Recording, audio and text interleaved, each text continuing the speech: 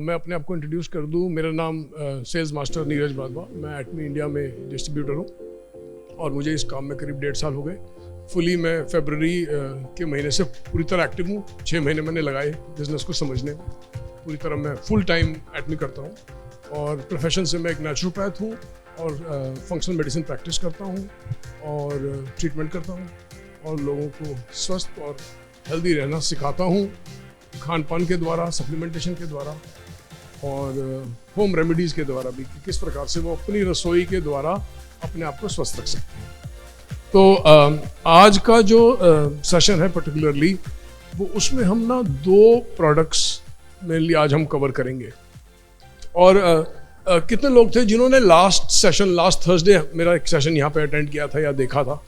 Okay, तो हमने ना उसकी कुछ कंटिन्यूएशन लेंगे। लास्ट सेशन में ना हमने 2 टर्म्स उठाई थी।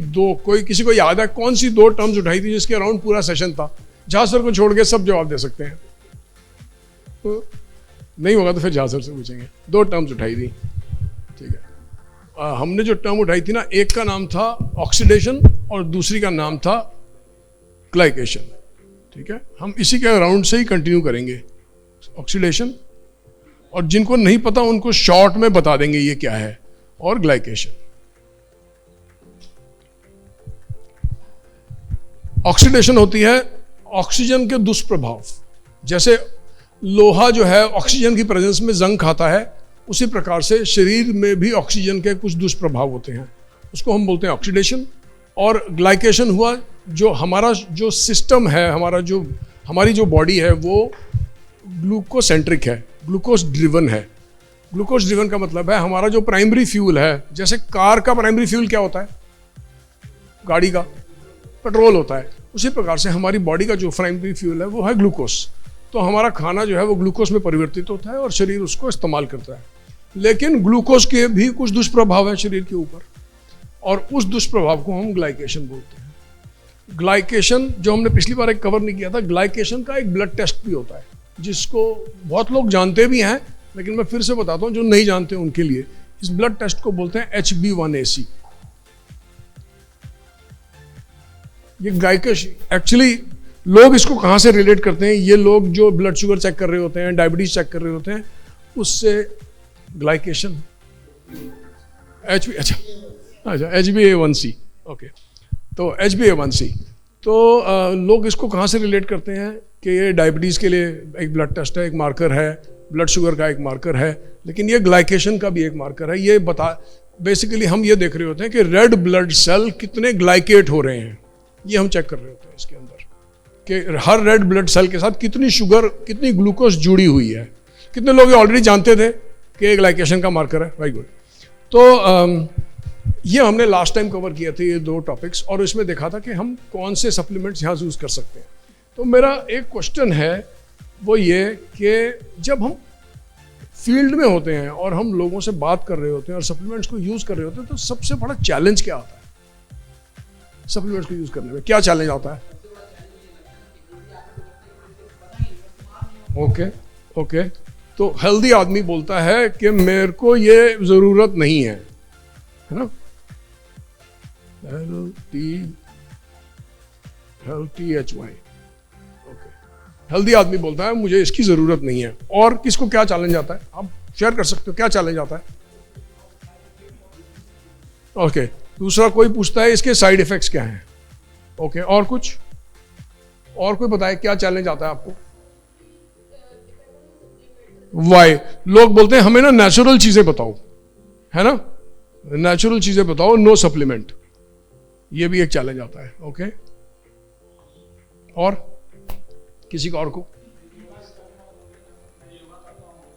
हाँ, कुछ बोलते हैं मैं योगा करता हूं और नो सप्लीमेंट रिक्वायर्ड।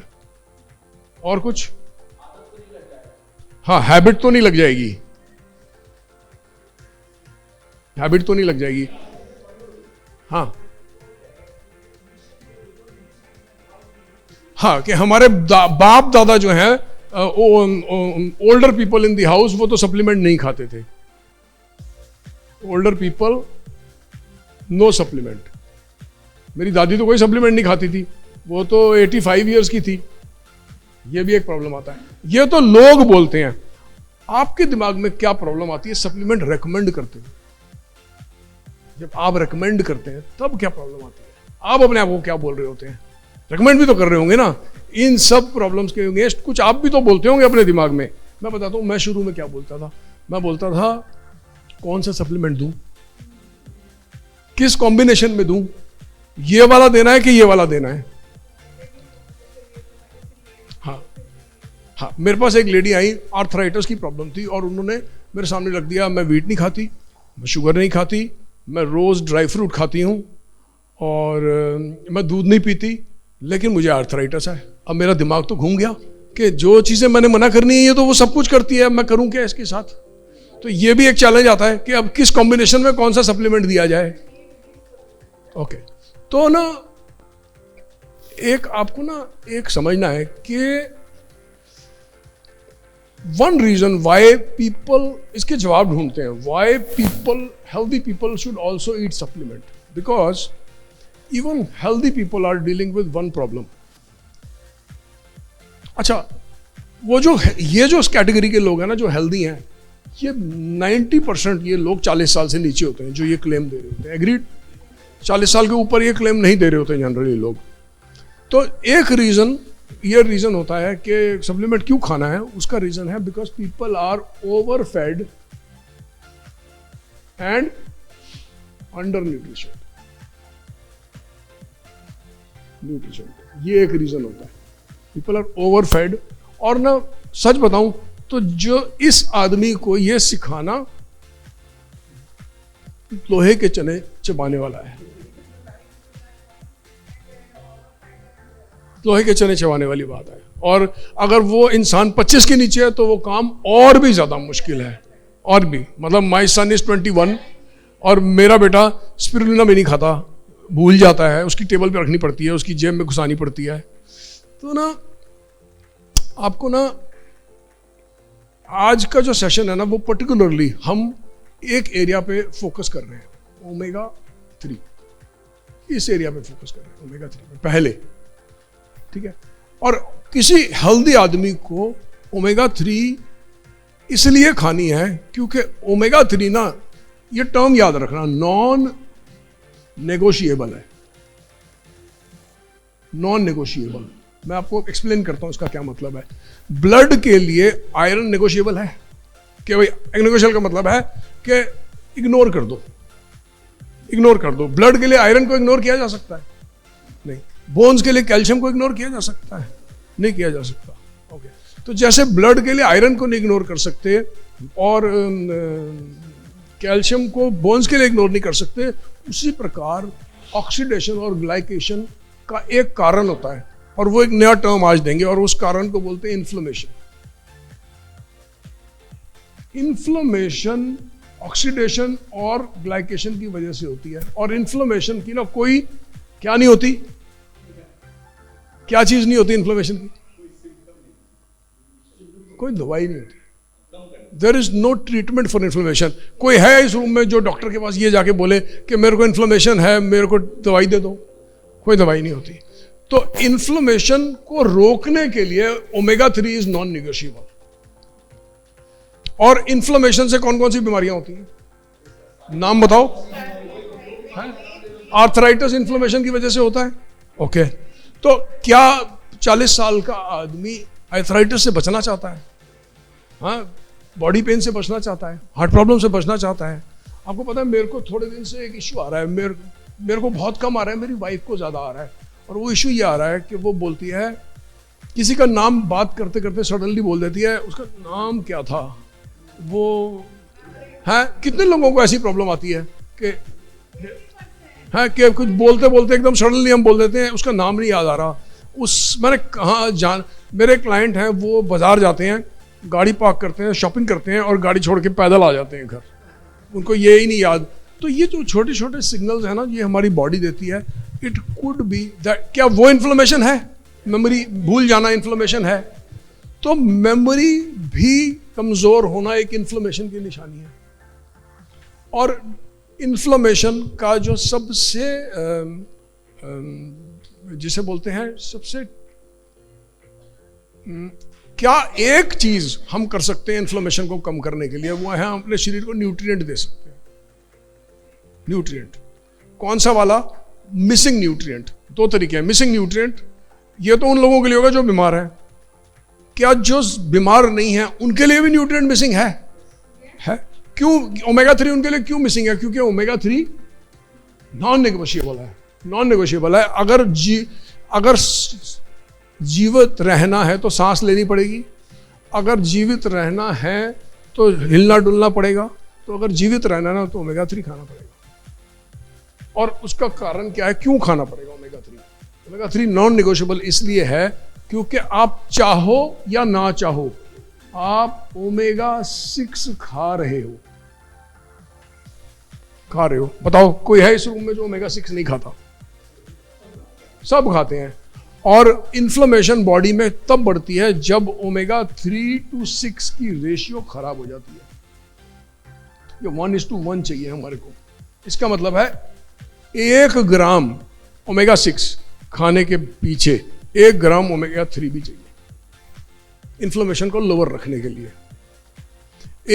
2 ग्राम के बदले 2 ग्राम चाहिए, 3 ग्राम के साथ 3 ग्राम चाहिए। एक्चुअल में किस आदमी को? इस आदमी को। रेशियो।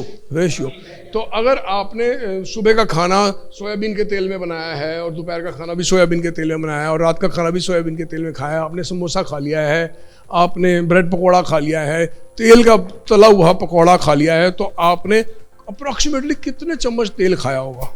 तब कितने चम्मच तेल खा लिया होगा एक आदमी ने एक दिन के अंदर? 2-3 चम्मच। 1 चम्मच कितने ग्राम का होता है? 5 ग्राम का। तो 3 का मतलब है इस आदमी ने 15 ग्राम खाया है। ये आदमी अगर 3 ग्राम ओमेगा 3 भी खाएगा तो इसका मतलब 3 कैप्सूल, इसकी इन्फ्लेमेशन नीचे होएगी नहीं, नीचे नहीं होएगी इसकी इन्फ्लेमेशन। हमारे पास एक केस आया था जिस केस में इंसान मस्टर्ड ऑयल खाता। लोग सोचते हैं मस्टर्ड ऑयल बेटर है कुछ तरीकों में बेटर है। मस्टर्ड ऑयल में भी ओमेगा 3 होती है, लेकिन सबसे पहले तो ALA होती है। ALA होने का मतलब है EPA DHA आपको वहां से नहीं मिलेगा। किसको नहीं पता EPA DHA क्या होता है? किसको नहीं पता EPA DHA क्या होता है? नहीं पता हो तो नहीं पता। EPA DHA एक तरह की ओमेगा फैट होती है। ये ALA, हमारा शरीर जब ALA लेता है, मोस्टली हम जो चीजें खाते हैं, फ्लैक्सीड ऑयल, मस्टर्ड ऑयल में ALA टाइप का ओमेगा मिलता है। Alpha linoleic acid, alpha linoleic acid. और ये जो है हमारी बॉडी इसको EPA DHA में तोड़ के कन्वर्ट करती है। तो अगर किसी और बॉडी ना बहुत इफेक्टिव नहीं है इसको करने में। मतलब मैंने उन लोगों को देखा है जो कि फ्लैक्सीड ऑयल खाते हैं, जब हम उनका EPA और DHA ब्लड टेस्ट करते हैं तो ये तब भी कम पाया जाता है फ्लैक्सीड ऑयल खाने के बावजूद भी। अभी ये पढ़ना पड़ेगा आपको गूगल पे, मेरे को सारी याद नहीं रहती, तोड़ फोड़ के याद है लेकिन पूरी नहीं याद रहती। ठीक है ना? ये भी है ना? ओके। तो ये अक्सर flaxseed is not a good source of EPA DHA, it is a good source of ALA and ALA has to be converted to EPA and DHA by the body। तो अब लेकिन अगर आप भर भर के समोसा खा लिया, आपने ब्रेड पकौड़ा खा लिया, तला सामान खा लिया, खाना सोयाबीन के तेल में बनाया, किसी भी प्रकार के तेल में बनाया, कोई भी सीड ऑयल हो, एनी सीड ऑयल। और क्या हेल्दी आदमी सीड ऑयल खा रहा है? किसी बीज का ही तो तेल निकाल के खाएंगे। अगर हेल्दी ऑयल सीड ऑयल खा रहा है और सपोज करो हमने किसी को आदमी को स्वस्थ होने में मदद करनी है, अगर उसकी सीड ऑयल की कंजम्पशन 15 ग्राम है तो वो 3 ग्राम ओमेगा 3 से भी स्वस्थ नहीं होगा। उसकी ओमेगा 3 5 तक ले जानी पड़ती है, 5 ग्राम्स तक। और रिसर्च बताती है 5 ग्राम के ऊपर ओमेगा 3 ज़्यादा इफेक्टिव होती नहीं है। हम उसको 15 ग्राम नहीं खिला सकते क्योंकि हम उसको ये कम करने को बोलेंगे कि भाई इसको आप 3 ग्राम पे लाओ, 2 ग्राम पे लाओ, या बिल्कुल हटा दो ऑयल को ताकि ओमेगा 3 आपकी अच्छी फंक्शन करे। उसको घी पे लाने की कोशिश करेंगे। That's what I do. मैं उसको घी पे लाने की कोशिश करता हूँ, फ्राइड फूड्स बंद करवा देता हूँ। तो उससे क्या होता है, उनकी ये रेशियो को हमने 1:1 लाना। ये 1:1 आने से आदमी का स्वास्थ्य बढ़ता है, हेल्दी आदमी का स्वास्थ्य खराब नहीं होता। तो ये एक तरीका है हमें ये देखने का कि हमने ओमेगा 3 हेल्दी आदमी को कैसे देनी है, उसके बावजूद भी उसकी मर्जी है वो ले या ना ले। ठीक है ना, that's one explanation. If you are eating seed oils and you want to stay healthy, you want to keep the ratio 1:1, Google पे दिखा दो उसको. गूगल पे ये इन्फॉर्मेशन अवेलेबल है कि ये इन्फॉर्मेशन, ये अगर बैलेंस नहीं होगा तो इन्फ्लेमेशन आएगी, नॉन नेगोशिएबल है. ठीक है, एक रीजन. अब इस इन्फ्लेमेशन, हम अक्सर जो हम स्लाइड देखते हैं या हम पढ़ते हैं तो हम बोलते हैं हार्ट के लिए अच्छा है ओमेगा 3, हम बोलते हैं ब्रेन के लिए अच्छा है. In fact this is the only thing that it works on. It keeps inflammation low. तो इसलिए वो ब्रेन के लिए भी अच्छा हो जाता है, वो हार्ट के लिए भी अच्छा हो जाता है, वो आइज के लिए भी अच्छा हो जाता है. और ओमेगा 3 से हमारे जो सेल्स हैं उसकी आउटर लेयर फैट से बनती है. सेल की आउटर लेयर फैट से बनती है. इसका मतलब कोई भी रीबिल्ड का प्रोसेस होएगा बॉडी के अंदर, कुछ भी ठीक करने का प्रोसेस होगा, हम चाहते हैं हमारे सेल्स अच्छे हो और हेल्दी हो और इसकी लेयर अच्छी और हेल्दी हो, उसको ओमेगा 3 चाहिए. तो इसलिए ये हार्ट के लिए भी अच्छा है, ये आइज के लिए भी अच्छा है, ये स्किन के लिए भी अच्छा है, पिगमेंटेशन के लिए अच्छा है. अब अगर प्रॉब्लम्स को देख ले तो किस किस को चाहिए हो सकता है? हार्ट वालों को चाहिए होगा, ब्रेन वालों को चाहिए होगा, स्किन वालों को चाहिए होगा, डाइजेस्टिव इशू. अच्छा एक बात बताओ, क्या स्टमक की लाइनिंग के सेल्स होते हैं, इंटेस्टाइन की लाइनिंग के सेल होते हैं? वो सेल्स को भी तो हेल्दी होना है. तो ये डाइजेस्टिव सिस्टम को भी इंपैक्ट करता है. और किसी को कोई चैलेंज आया है कि ये चल रहा है, किसी को ये चैलेंज आया है कि ओमेगा 3 खाते ही किसी ने बोला मुझे क्या प्रॉब्लम हो गई? आया किसी को कभी चैलेंज? जैसे हमारी एक क्लाइंट थी नोएडा में, उसने क्या बोला ओमेगा 3 खाते ही मेरा सिर दर्द हो गया. और वो क्या खा के आई थी रात को? छोले भटूरे. तो ये भी एक चैलेंज आता है कि आपका क्लाइंट ओमेगा 3 खाया उसने कुछ कबाड़ होगा, कोई कुछ नॉनसेंस खाया होगा, और वो फ़ोन करके इंसान बोलेगा कि मेरा सिर दर्द हो गया. तो वो चैलेंज को भी आपको डील करना है. और वो चैलेंज आप कब डील कर सकोगे? पहला, जब आप ओमेगा 3 खुद खाते होगे, क्योंकि नहीं तो आपके पास जवाब ही नहीं होगा. आप जवाब क्या दोगे? अगर आप खुद खाते होगे और आपका कभी सिर दर्द नहीं होएगा तो आपके पास तो सॉलिड आंसर होएगा ना कि मैं ओमेगा 3 कंज्यूम करती हूँ, मैं खाता हूँ ओमेगा 3, मुझे पता है इससे तो सिर दर्द होता ही नहीं है. मेरे पास अभी केस आया, एक लेडी थी, उनका फ़ोन आया, मेरे को ऐसा लग रहा है मैं जब ओमेगा 3 खाती हूँ मेरा हेडेक हो जाता है. अभी आया मेरे को, इस वीक भी आया, झांसर को भी पता नहीं है, इसी वीक भी आया. तो अच्छा आप 3 दिन के लिए छोड़ दो, फिर 3 दिन के बाद फिर शुरू करेंगे. Then we kept inquiring. आज सिर दर्द हुआ, उसके बावजूद भी सिर दर्द हो रहा था उसका नेक्स्ट डे. तो वी फेस दैट प्रॉब्लम. अब जो है ना,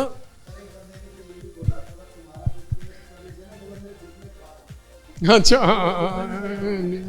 तो ये है, इसको हमने, अब सवाल ये है कि ओल्डर पीपल, हमारे ओल्डर लोगों को सप्लीमेंट नहीं चाहिए थे. मैं एग्री करता हूँ, नहीं चाहिए होते थे, लेकिन ओल्डर पीपल पोल्यूशन में रहते थे, मोबाइल यूज़ करते थे, उनकी नदियों में इंडस्ट्रियल वेस्ट था, उनके घर में आरओ था, वो प्लास्टिक की बोतल में पानी पीते थे. उनके टाइम में कोविड आया था, उनको वैक्सीनेटेड थे. तो भाई सच परिस्थिति ही सेम नहीं है. तो जब परिस्थिति सेम ही नहीं है, वो डिफरेंट एनवायरनमेंट में रहते थे, वो डिफरेंट ढंग का खाना खाते थे, वो 2 मिनट नूडल खाते थे, वो स्विगी पे खाना ऑर्डर करते थे. तो वो परिस्थिति ही सेम नहीं थी. आप उस तरह का जीवन शैली जियो, आपको शायद ना लगे सप्लीमेंट. ठीक है. अब बात आ गई साइड इफेक्ट. किसने साइड इफेक्ट बोला? आते हैं लोग. इनफैक्ट मैंने कल किसी को एंजाइम्स रेकमेंड किए कुछ हाजमे के लिए, and the lady called me. मैंने ना गूगल पे चेक किया है, इसके बड़े साइड इफेक्ट्स हैं एंजाइम्स के लिए, हाजमे के एंजाइम के लिए. उन्होंने बोला इसके बड़े सारे साइड इफेक्ट हैं. मैंने उसको बोला पहले तो मैंने आपको यही नहीं बताया कि मैं कौन से एंजाइम देने वाला हूँ, मैंने आपको ये भी नहीं बताया कि इस कंपनी के देने वाला हूँ. तो आपने गूगल पे चेक कैसे किया और क्या लिख के चेक किया, ये मुझे बताने के लिए कि एंजाइम के साइड इफेक्ट होते हैं. तो लोग इल इन्फॉर्म्ड है, और उनको इन्फॉर्म करना किसकी ड्यूटी है? हमारी ड्यूटी है उनको इन्फॉर्म करना. और वो हो सकता है कहना ना भी माने, हमें गिव अप नहीं करना है, वो एग्री ना करें. अगर हम कमिटेड हैं उनकी हेल्थ को इम्प्रूव करने के लिए तो हमें गिव अप नहीं करना है. तो साइड इफेक्ट्स. और वैसे भी एक इंटरेस्टिंग बात बताता हूँ, हमारी बॉडी के अंदर ना हम डिफरेंट चीज़ें डालते हैं. हमारा लिवर डिज़ाइंड है, किसके लिए डिज़ाइंड है? जो काम की चीज़ है उसको रखने के लिए, और जो काम की नहीं है उसको बाहर निकालने के लिए. तो लिवर जो है ना फेमिलियरिटी के प्रिंसिपल पे काम करता है। सालों की एवोल्यूशन में लिवर का डिजाइन है कि ये चीज काम की है, इसको रख लेते हैं, ये चीज काम की नहीं है, इसको बाहर निकाल देते हैं। तो लिवर को क्या चीजें पसंद आती हैं रखने के लिए, बताओ? ये तो अच्छा आंसर था। वैसे जनरली जो चीजें जबान को पसंद आती है ना वो लिवर को पसंद नहीं है, और जो चीजें एक्चुअली में लिवर को पसंद आती है, आप एक मिल्क थिसल की गोली को ना काट के देख लो ऐसे करके, हैं टेस्ट नहीं सर, 99% कड़वी होगी, क्योंकि लिवर को जो चीजें पसंद है वो जबान को पसंद नहीं होती है। लेकिन फिर भी लिवर रखता कौन सी है? हाँ जी, परफेक्ट। मैंने ना फेसबुक पे ये पोस्ट डाली और एक क्लाइंट ने नीचे लिखा, सर वो जो कड़वा है वो तो उसके बारे में भी तो बताओ। तो इनफैक्ट ना देखो, हम ना फूड की बात कर रहे हैं और वो फूड कैटेगरी में आता ही नहीं है, अल्कोहल फूड कैटेगरी में आता नहीं है। तो जब हमारा एवोल्यूशन हुआ था ना, तो भगवान ने ना लिवर को अल्कोहल रखने के लिए डिजाइन ही नहीं किया, भगवान ने लिवर अल्कोहल को बाहर निकालने के लिए डिजाइन किया। लोग बियर पीते हैं फिर टॉयलेट जाते हैं, बियर पीते हैं, विस्की पीते हैं, फिर टॉयलेट जाते हैं। क्यों जा रहे हैं टॉयलेट? हाँ, क्योंकि बॉडी को उसकी जरूरत ही नहीं है, बॉडी उसको बाहर निकालना चाहती है। तो फेमिलियरिटी के प्रिंसिपल पे भी देखें तो liver is saying this is not required, अब मुझे देते जा रहे हैं, मुझे बाहर निकालना पड़ रहा है। और इसीलिए जब बहुत कोई अल्कोहल पीता है तो खराब क्या होता है? लिवर ही खराब होता है, क्योंकि लिवर से ही हम काम लेते जा रहे हैं ना। तो आपको यह समझना है कि लिवर अगर फेमिलियरिटी के प्रिंसिपल पे काम करता है तो लिवर रखेगा कौन कौन सी चीजें। इसको ऐसे समझो, पौधा जो है जमीन में से क्या उठाएगा? न्यूट्रिएंट उठाएगा, और न्यूट्रिएंट से अपना फूड उठाएगा। हमारी बॉडी उस पौधे को खाकर उसमें से क्या निकालेगी? न्यूट्रिएंट निकालेगी। तो लिवर क्या स्टोर करेगा अपने पास? क्या? न्यूट्रिएंट। तो लिवर को न्यूट्रिएंट बहुत पसंद है। तो अगर जो चीज लिवर को पसंद है उसके साइड इफेक्ट कहां से होंगे? जब लिवर को ही एक चीज बहुत पसंद है कि मेरे को ये रखना है अपने पास, मेरे को ये अब्सॉर्ब करना है और शरीर को देना है, ले भाई ये तेरा, ये तेरा, ये तेरा, ये आंख के लिए, हार्ट के लिए, उस आइटम के साइड इफेक्ट्स होंगे। इट इज लाइक सेइंग मैं खाद डालूंगा पौधे के अंदर और मेरा पौधा मर तो नहीं जाएगा, मेरा पौधा कमजोर तो नहीं हो जाएगा, मेरे पौधे के पत्ते तो नहीं खराब हो जाएंगे खाद डालने से। तो न्यूट्रिएंट तो हमारी खाद है ना, तो न्यूट्रिएंट के साइड इफेक्ट कैसे हो सकते हैं? हाँ, आप एक पर्टिकुलर न्यूट्रिएंट अगर बहुत हाई क्वांटिटी में खा लो, सपोज करो आपने जिंक को बहुत हाई क्वांटिटी में खा लिया, है उसके साइड इफेक्ट्स। अगर हमने कॉपर को बहुत हाई क्वांटिटी में खा लिया, है उसके साइड इफेक्ट। बॉडी न्यूट्रिएंट का बैलेंस करती है और उस बैलेंस के प्रोसेस में सारा काम होता है। और एक पर्टिकुलर न्यूट्रिएंट को अगर हम बहुत हाई करते हैं, और ओमेगा 3 हम जो खा भी रहे हैं वो एक लिमिटेशन में खा रहे हैं ना, हम हाफ 900 mg से 3 ग्राम तक खा रहे हैं, डिपेंडिंग ऑन कि आपकी ओमेगा सीड ऑयल की कंजम्पशन कितनी है, उस पर डिपेंड करती है हमारी डोजेज, हेल्दी आदमी के लिए भी। तो उसके साइड इफेक्ट्स कहाँ से होने? दूसरी चीज, नेक्स्ट, नेचुरल है कि नहीं है। अब आप इसको बात को समझो कि मेरे से ना बहुत लोग पूछते हैं प्रोटीन पीना नेचुरल है कि नहीं। प्रोटीन किससे निकलता है? सबसे प्राइमरी सोर्स क्या होता है प्रोटीन का? अनाज है। और क्या है? हम बच्चों को प्रोटीन कहाँ से देते हैं? दाल अनाज से पहले नहीं देते, हम दूध में से देते हैं, और हम दूध खुद भी पीते हैं। हम दूध में से घी निकाल के पीते हैं, खाते हैं, दूध में से पनीर निकाल के खाते हैं, छाछ निकाल के खाते हैं। तो प्रोटीन निकालने खाने में क्या है? प्रोटीन निकाल के खाने में वो कब से? अगर दूध में से पनीर नेचुरल है, घी भी नेचुरल है, सिर्फ लोगों की हैबिट बनी हुई है कि जो चीज वो सालों से खाते रहे वो उनको नेचुरल लगती है। जो चीज वो नहीं देखते हैं और चाहे वो नेचुरल भी है लेकिन उनके लिए नहीं है, तो वो बोलेगा ये नेचुरल नहीं है। ओमेगा 3 बॉडी के लिए कब से नेचुरल नहीं होने लगा? जो चीज लिवर को पसंद है वो बॉडी के लिए कब से नेचुरल नहीं है?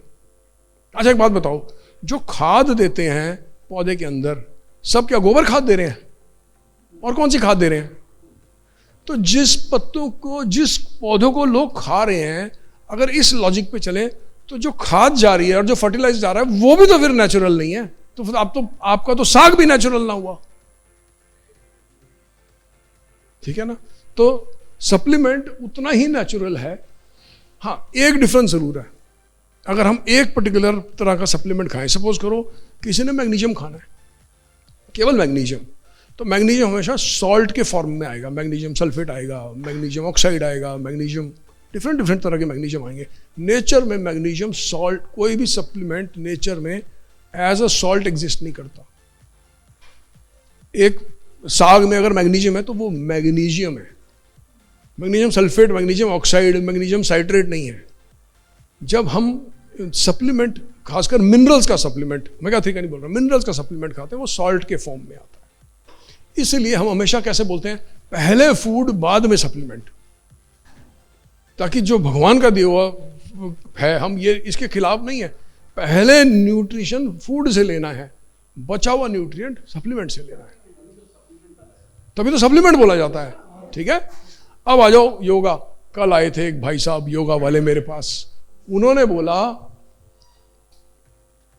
मैं सुबह जूस पीता हूँ वेजिटेबल का, नाश्ते में स्प्राउट खाता हूँ, उसके बाद मैं कभी कभी पनीर खाता हूँ, वैसे डेयरी से दूर रहता हूँ, सलाद खाता हूँ खीरा टमाटर प्याज डाल के, लेकिन मेरे यार ये भी देखो सारी स्किन खराब है, और ये भी स्किन खराब है, और ये भी स्किन खराब है। तो मैंने उनसे एक क्वेश्चन पूछा कि आप सब कुछ खा रहे हो, सब कुछ नेचुरल आपके हिसाब से खा रहे हो, फिर आपकी स्किन क्यों खराब है? आपकी स्किन ड्राई भी है, आपका फेस पूरा ड्राई है, उसमें एक चीज मिसिंग थी, एक चीज मिसिंग थी उनके खाने में, ओमेगा 3। तो जितने लोग नेचुरल लाइफस्टाइल की डाइट फॉलो करते हैं, जो रॉ फूड ज़्यादा खाते हैं, जो सलाद ज़्यादा खाते हैं, जूसेस ज़्यादा खाते हैं, पका हुआ खाना कम खाते हैं, वो सब लोग किस एक इंग्रेडिएंट में डेफिशिएंट होते हैं? ओमेगा 3। जी जी जी जी जी जी, गॉट इट।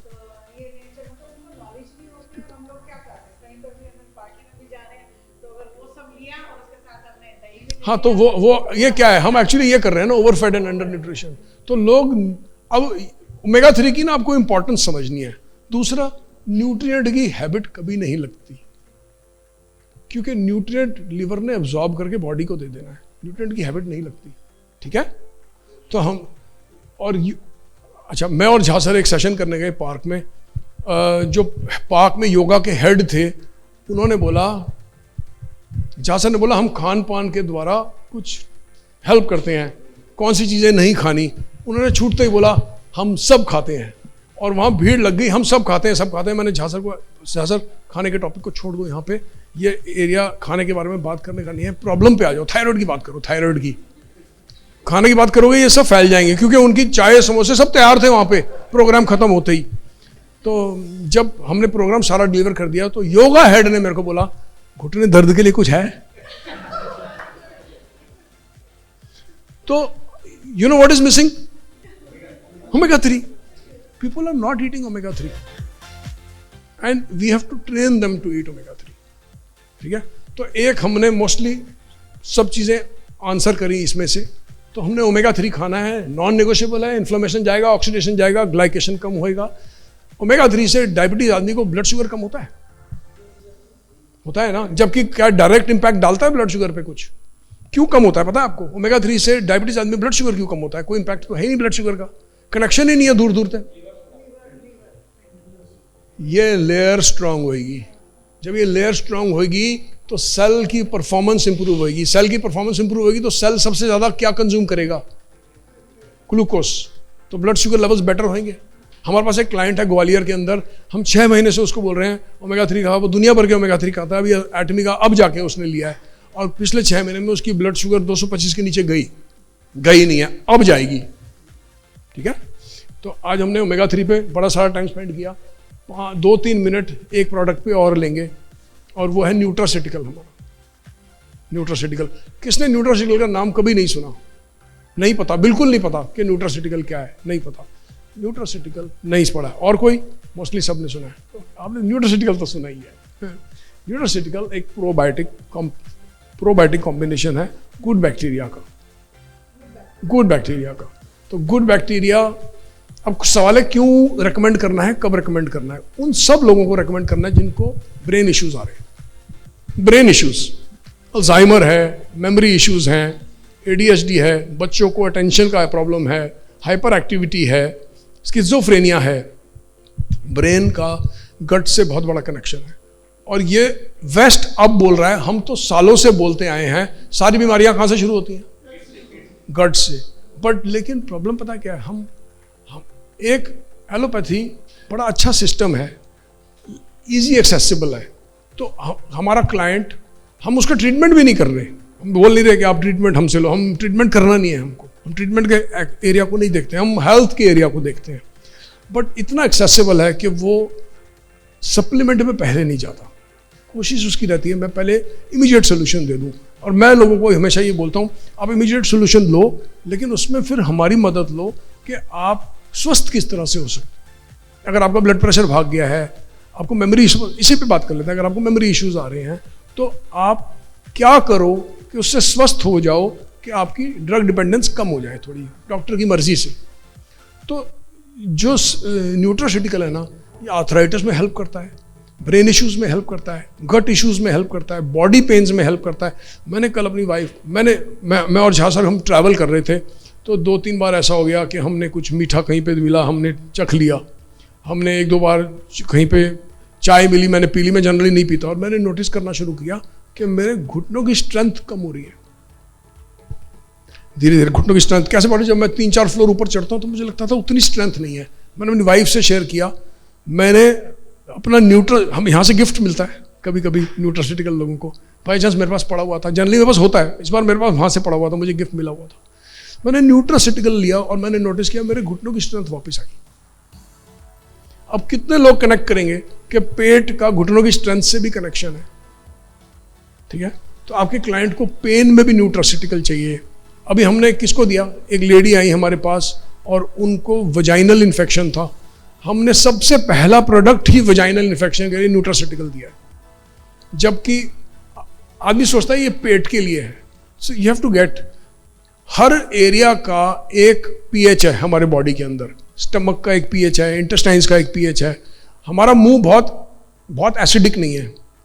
अगर मुंह बहुत एसिडिक होता तो मुंह हमेशा खट्टा रहता, तो मुंह खट्टा रहना भगवान हम अफोर्ड नहीं कर सकते, तो भगवान ने इसको एसिड यहाँ पे नहीं बनाया है, एसिड हमारे पेट में बनाया है। पेट एसिडिक है, इंटेस्टाइन्स और कम एसिडिक है, एसिडिक है ही नहीं इनफैक्ट इंटेस्टाइन्स। लार्ज इंटेस्टाइन्स फिर एसिडिक एरिया है, क्योंकि वहाँ बहुत सारा प्रोसेसिंग होता है जिसमें बैड बैक्टीरिया खाने को आखिरी में प्रोसेस करते हैं, इससे हमारा मल बनता है, तो वो भी एसिडिक है। तो स्टमक भी एसिडिक है, इंटेस्टाइन्स भी एसिडिक है, लेकिन स्मॉल इंटेस्टाइन्स एसिडिक नहीं है। तो हर चीज़ का एक मीडियम है हमारी बॉडी के अंदर, ठीक है? ऐसे ही फीमेल के लिए वजाइना का भी एक मीडियम है। मोस्टली भगवान चाहता है हमारी ओपनिंग्स जो हैं एसिडिक के साइड रहें, माइल्ड एसिडिक के साइड रहें, ताकि कोई बैक्टीरिया एंटर करे तो मर जाए। तो वजाइना का जो एंट्री है ना, वो भी ऐसे डिजाइंड है कि वहाँ बैक्टीरिया बैड ना जाए। तो इंटेस्टाइन्स के बाद फॉर अ फीमेल सबसे बड़ी गुड बैक्टीरिया की कॉलोनी वजाइना में होती है। तो यू हैव, इसलिए यूटीआई के इन्फेक्शन में प्रोबायोटिक बहुत अच्छे रिजल्ट्स देता है।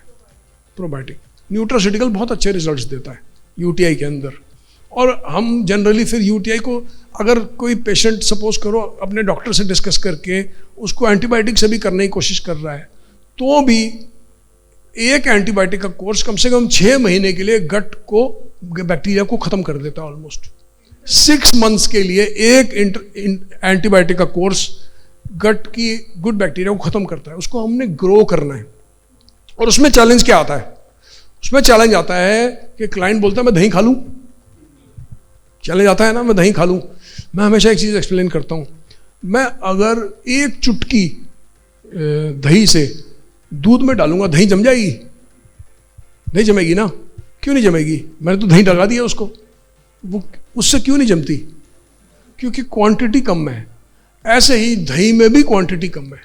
वो आपके जो एंटीबायोटिक से आपका गट फ्लोरा खराब हुआ है, वो दही से रिप्लेनिश उतनी जल्दी नहीं होगा, वहाँ ग्रो नहीं करेगा बैक्टीरिया। हमें हायर क्वांटिटी में बैक्टीरिया चाहिए, गुड बैक्टीरिया हायर क्वांटिटी में चाहिए। इसलिए जो हमारा न्यूट्रास्यूटिकल है वो हायर क्वांटिटी में है, वो जल्दी रिप्लेनिश करेगा। तो यही कारण है कि, और दूसरा, दही के अंदर केवल एक स्ट्रेन मिलेगा आपको बैक्टीरिया का, केवल एक, मोस्टली लैक्टिक स्ट्रेन होता है। तो जैसे दूध में जब दही लगाते हैं तो वो लैक्टोज से लैक्टिक एसिड बन जाता है, वही उसको फर्मेंट, उसी से ही वो दही जमता है, ठीक है ना। तो बहुत लोग जो हैं वो एक ही हमारे को स्ट्रेन मिलता है, जबकि न्यूट्रास्यूटिकल में हमें 14 स्ट्रेन मिलते हैं, तो इसलिए उसकी इफेक्टिवनेस बढ़िया होती है। और एक लास्ट बात जाने से पहले बताऊंगा, हर आदमी का गट फ्लोरा डिफरेंट होता है। आपका प्राइमरी बैक्टीरिया डिफरेंट हो सकता है मेरे से, आपका प्राइमरी बैक्टीरिया डिफरेंट हो सकता है इनसे, तो हर आदमी का जो मेन बैक्टीरिया होता है वो डिफरेंट हो सकता है, दो लोगों का एक दूसरे से मैच नहीं करता। और हमें बिटवीन यू एंड मी हमें पता ही नहीं है कि हमारा सबसे पावरफुल बैक्टीरिया कौन सा स्ट्रेन है। तो हम क्या करते हैं, मल्टी स्ट्रेन डालते हैं, ताकि जो कॉलोनी हमारी ऑलरेडी फ्लरिश कर रही है उसमें से वही स्ट्रेन ग्रो करे, सेम स्ट्रेन ग्रो करे, ठीक है ना। इसलिए सपोज करो आपका मेन बैक्टीरिया जो है वो मिल्क बेस्ड है ही नहीं, मेन बैक्टीरिया जो आपका जो फंक्शन कर रहा है वो मिल्क बेस्ड है ही नहीं, दही में से तो वही मिलेगा ना, और आप दही खाते जा रहे हो तो इफेक्टिव नहीं होएगा। इसलिए हम मल्टी स्ट्रेन देते हैं, जो काम के होते हैं वो ग्रो कर जाते हैं और बाकी सब आउट। ये फायदा होता है मल्टी स्ट्रेन देने का दही के ऊपर, ठीक है। Alright, thank you.